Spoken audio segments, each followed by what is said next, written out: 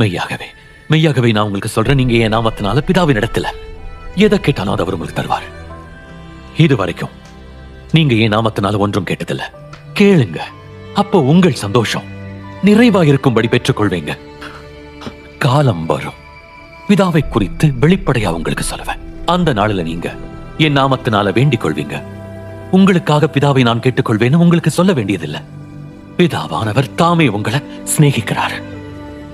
நீங்க அவரோட நேரடியா கேட்கலாம். ஏன்னா நீங்க என்ன நேசித்து நான் தேவனிடத்திலிருந்து வந்தேன்னு விசுவாசிக்கிறீங்க.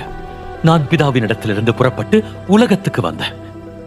அப்புறம் இப்போ இந்த உலகத்தை விட்டு பிதாவினிடத்திற்கு போகிறேன். நீங்க எல்லாரும் ஒன்னு உறுதியை தெரிஞ்சுக்கோங்க, நான் தனியா இல்ல, பிதா என்னோட இருக்காரு. இந்த உலகத்துல உங்களுக்கு உபத்திரவம் உண்டு, ஆனாலும் திடன் கொள்ளுங்க, நான் உலகத்தை ஜெயித்தேன்.